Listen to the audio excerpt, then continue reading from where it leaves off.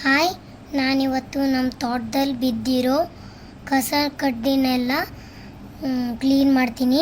Clean ಮಾಡಿ ಸಸಿಗಳನ್ನ ಹಾಕ್ತೀನಿ. ಹಲಸಿನ ಮರ ಒಣಗಿರೋ ಎಲೆಗಳನ್ನು ಎಲ್ಲ ಬಿಸಾಕ್ಬಿಟ್ಟೈತಿ ನೋಡ್ರಿ. ಎಷ್ಟು ಕಸ ಮಾಡೈತಿ, ಅದೇ ಐತಿ ಎಲ್ಲಿ ನೋಡಿದ್ರು. ಮಲ್ಲಿಗೂ ಎಷ್ಟು ಗಮ್ಮ ಅನ್ನೋಗುಂದಾವ ನೋಡ್ರಿ. ನಾ ಬೇಗ ಬೇಗ ಕ್ಲೀನ್ ಮಾಡಿ ಸಸಿ ಹಾಕ್ಬಿಡ್ತೀನಿ ನೋಡಿ.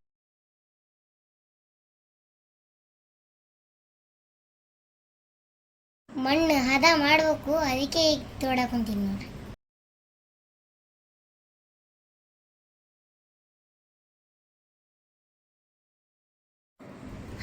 ಸಪೋಟ ಬೀಜ ಸಿಕ್ತು ನೋಡ್ರಿ.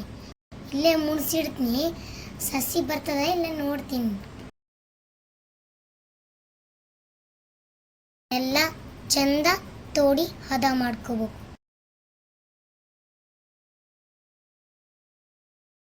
ನನಗೆ ಇಷ್ಟು ಮಾಡೋಷ್ಟಿಗೆ ಸಾಕೆ ಆಗೋಯ್ತು. ಆಟ ಆಡ್ಕೊಂಡು ಕೆಲಸ ಮಾಡ್ತೀನಿ, ಸಾಕೆ ಆಗಲ್ಲ.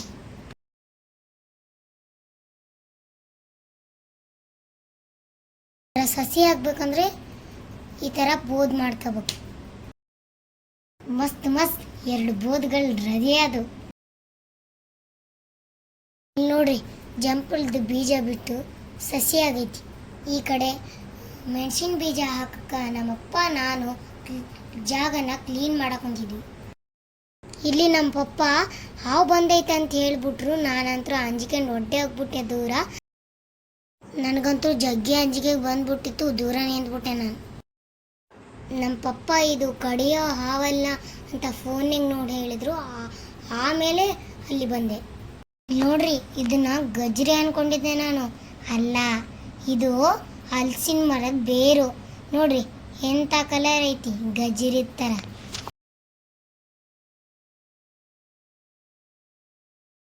ಅಯ್ಯೋ, ಮತ್ತೆ ಜರಿ ಬಂತು ನೋಡ್ರಿ. ಸಂದೆಗೆ ಹೋಗಿ ಒಕ್ಕೊಂಡ್ಬಿಡ್ತು. ಇರ್ಲಿ ಬಿಡ್ರಿ, ಈಗ ಸಸಿ ಹಾಕೊಂಡು ಬನ್ರಿ. ಇಲ್ಲಿ ನೋಡ್ರಿ, ನಮ್ಮ ತೋಟದಾಗ ಬದನೆಕಾಯಿ ಗಿಡಗಳದಾವ. ಅದ್ರಾಗ ಒಣಗಿದ ಬದನೆಕಾಯಿನ ತಗೊಂಡು ಅದ್ರಾಗಿನ ಬೀಜಗಳನ್ನ ಸಸಿ ಹಾಕೋಣ. ಬೀಜ ಹಾಕೋ ಜಾಗದಾಗ ನೀರು ಬಿಟ್ಟು ಅರ್ಧ ತಾಸು ನೆನೆಸ್ಬೇಕು. ಈಗ ನೆಲ ಮಸ್ತ್ ನೆನೀತ್ ನೋಡ್ರಿ.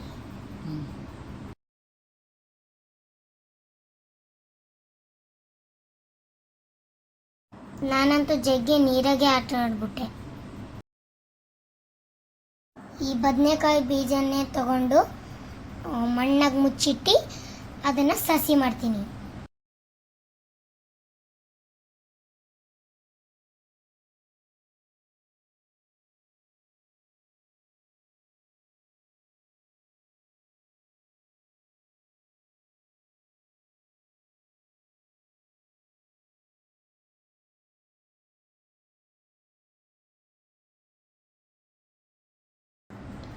ಈ ಕಡೆ ಮೆಣಸಿನ ಬೀಜ ಹಾಕೋಕೆ ಪ್ಲೇಸ್ ರೆಡಿ ಮಾಡಿಕೊಂಡೆ.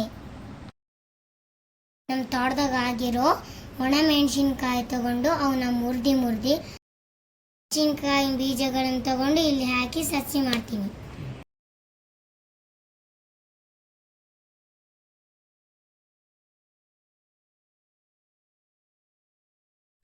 ಅದ್ರ ಬೀಜ ಹಾಕಿದ ಮೇಲೆ ಅದ್ರ ಮೇಲೆ ಮಣ್ಣು ಹಾಕಿ ಆಮೇಲೆ ನೀರು ಹಾಕ್ಬೇಕು.